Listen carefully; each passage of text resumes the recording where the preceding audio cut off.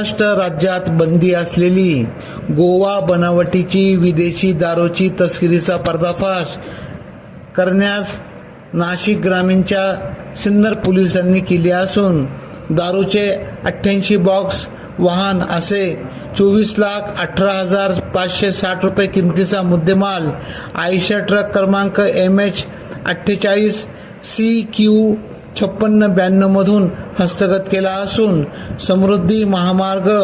शिवाडे शिवारात येथून चालक अंकित सुरेश पारिक व मुरारीलाल मदनलाल पारिक दोघे राजस्थान यांना अटक केली। सदरची कामगिरी सिन्नर पोलीस ठाण्याचे वरिष्ठ पोलीस निरीक्षक हेमंत भामरे यांच्या मार्गदर्शनाखाली पोलीस हवालदार समाधान बोराडे, नितीन डावकर, विनोद टिळे, कृष्णा कोकाटे, आप्पासाहेब काकड, प्रशांत साहने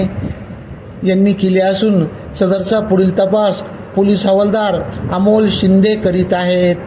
AKP न्यूजसाठी ब्युरो चीफ अनवर खान पठाण, नाशिक।